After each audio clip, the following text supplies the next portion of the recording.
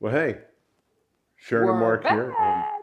we are finally home after 6 weeks of adventure. And we had gone, if you've been following, we've been on the NCL Encore from Miami to Southampton, traveled around Europe for 2 weeks while it was in dry dock, got back on the ship and came back. So, Lots of great changes. yeah, Good news for all of you who are waiting. Spice H2O opened up the day that we disembarked, and I'm sure that they're doing some final touches and getting that ready. But it looks like an awesome space. and we'll show a little bit of video that we took the morning we disembarked. Yeah. So it's just, they hadn't even put the deck chairs out yet, but Right. we were able to get up there and do a short video. So disembarkation went fairly I thought smooth. very well. So it actually, because we took a tour, we were one of the last instead of one of the first groups. To get off, They kept calling color after color, and were ahead of schedule. So apparently that caused a few people some angst, but Yeah. you gotta be flexible. As we were going through, we found out that they had about 7 or 8 agents, which makes The a customs huge, immigration. huge difference. And But one of the biggest things that we noticed was we grabbed our own bags, and some porters asked if we wanted help, and we're like, no, we're self-sufficient. But as we're waiting in line and waiting, what see we the- noticed what? waiting in line back and forth to see the customs agent, Right. immigration agent, and it was back and forth like at Disney. But there was a separate line for everybody that got a porter, just kind of went bypass that line. Right. So if you were wheelchair or porter, you went in your own queue and seemed Much to quicker. go much quicker. So if you are in a hurry, you may want to just pay that extra little tip money to the porter. Yep. And that will speed your way through. I mean, that's kind of like when we fly, we like to check our bags at the curb, Right. and that you miss that whole line indoors. yeah. What we did find though at Miami, and I think every airport's a little different, but we took the Wynwood tour just to kill some time because our flight wasn't until 6:20 in the evening, Which was a great tour. which was a great tour. And we even thought, well, we could just go straight to the airport and hang around the airport all day. But at Miami, at least, 3 hours is the maximum. The other words, earliest that you can check in is 3 hours. check your bags. So if you're Well, traveling, we don't know that for sure. All we know is that we tried to check in with our bags, No. and they said we could not do it until 3 hours. right, that's check your bags. Right. But we don't know if you didn't have to check your bags, could you have gone through security? So if you know, Yeah. let us know in the comments. The question is, if you don't have any bags to check, can you just check in and go in and behind security, and then you have a plethora of Stores and restaurants, because and places to sit and that kind of stuff? Because there was only one restaurant that we saw, yeah. on that end of the airport. Yeah. So not a lot to do for 2 hours of sitting around, and fortunately it wasn't 5 hours of sitting around. So other memories, Well, we were. hold on. Oh, you got another tag? A memory is the laundry tags, and we mentioned this in the laundry, and I didn't do it, and that is when the laundry comes back, just pull the tabs off before you hang them up or put them away. Or you're going to have souvenirs for the next few years. Yeah, as you feel that scratchy thing on your neck and pull them off. But the laundry worked great. That was fun. It was, and we were very impressed. We took behind the scenes tour as part of our Latitudes member whatever benefits, and very impressive, the whole laundry system. Yeah. But we also happened to be on the Encore the last half of December, so the Christmas gingerbread Oh my village gosh. came out. Yeah. It took, what, 2 or 3 hours just to set up the village? And that's the one that's in outside of, The 678 Ocean Place in outside front of Teppanyaki and across the from social. in the social, yes. And beautiful And the stairs display. and- And there's a separate video on that one. And then we discovered they even did one up in the buffet area. Yeah, they had lots of leftovers, so they went up to the buffet area and did something there. Yeah. The guest choir that I was able to be a part of had some Christmas caroling. In that And so space. that was Yeah, that was cool. awfully fun, just to fill up that whole 3 decks around area. Yeah, Yeah. around the And stairs. and the staff participated Yep. in that. So Yep. we have found on any cruise that's like 10 or 12 days or longer, Mm-hmm. they offer a talent show. Anytime you have plenty of sea days, 'Cause- is really what it is. Yeah. So because the choir practices on the sea days, so I would think if you're doing a port intensive around the Mediterranean or Hawaii or something like that, you're Maybe not going to not. do that. But anytime you have a lot of sea days, the part of the cruise director's staff, in this case it was Darlin, that just did a great job and took a bunch of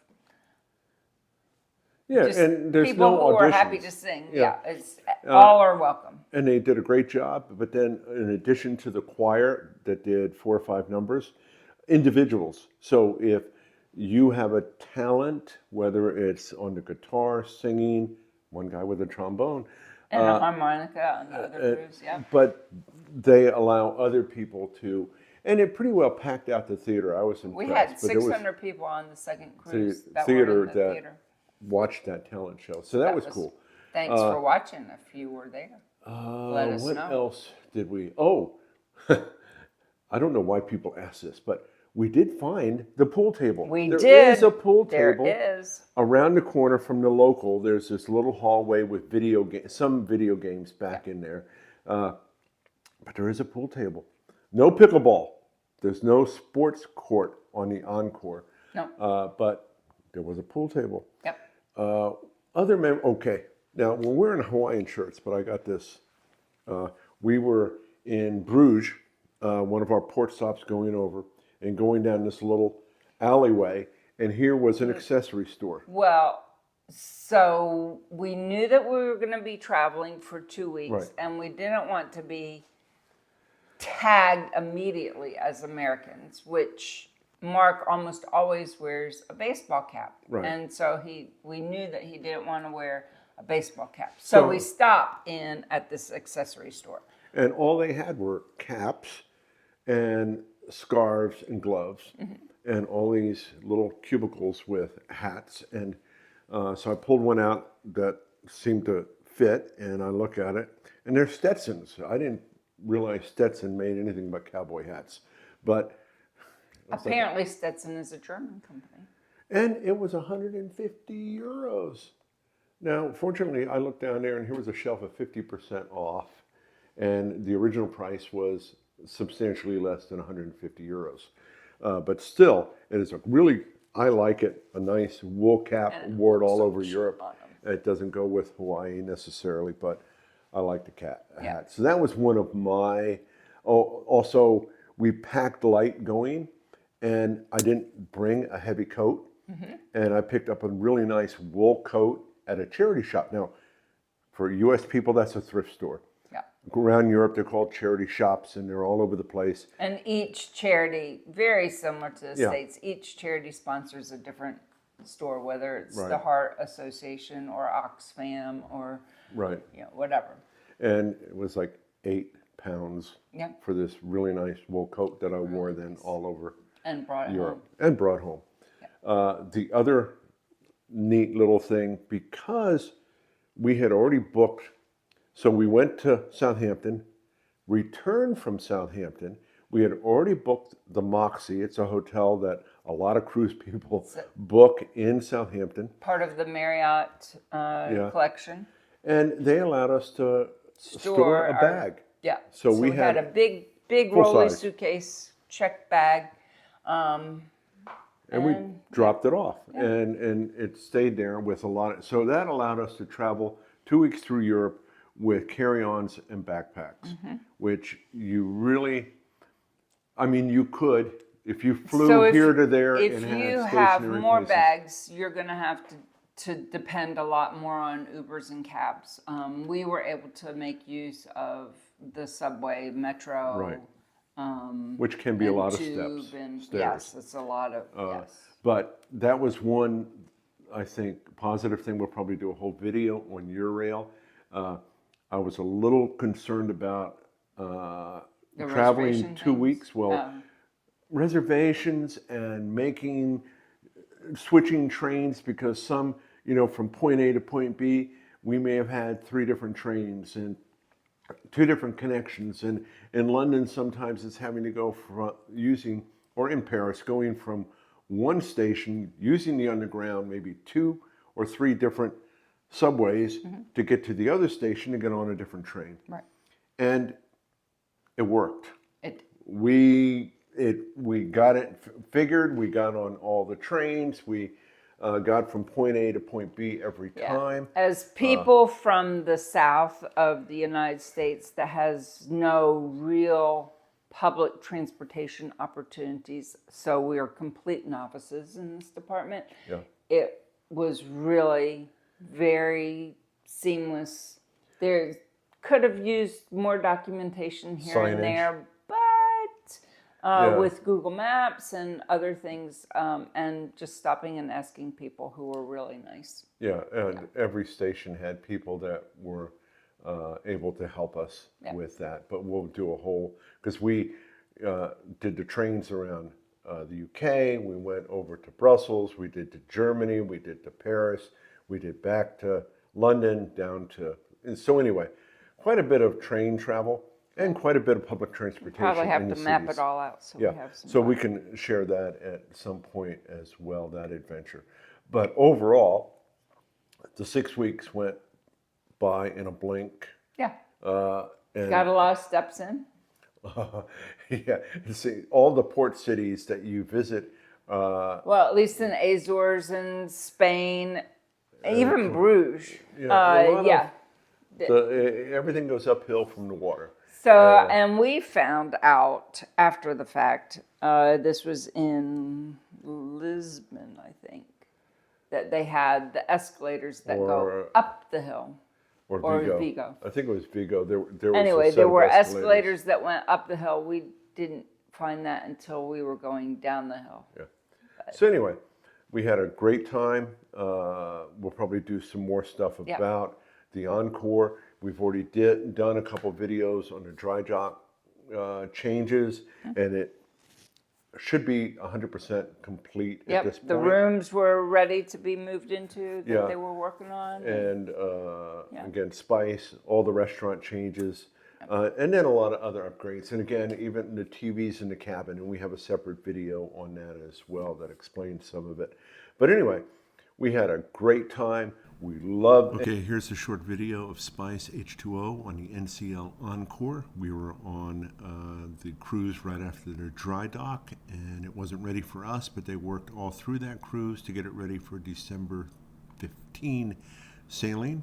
A couple hot tubs. They have the pool here at the edge of the deck with some lounging beds there. There is a full bar area. This is all on deck, I believe 18. Wide open area for the lounge chairs. There's the bar and seating areas on each side of the bar. But a really nice area. I think it'll be well used and enjoyed. We love NCL. We love the staff. Great people. We enjoyed the food. Yeah. We have, of course, one video on the Palomar and our one little bit of a hiccup and how it got rectified, and it was beautiful. and it was still great. Yeah. So we love to cruise with them. Yeah. Let us know what your thoughts are, and please subscribe if you haven't already. Like, ring the bell All those if you things. want. Yeah, all those things, and give us a comment. Yeah. If were you on the cruise with us, and did we get to say hello? If so, say hello again. Yeah. So then, Travel well.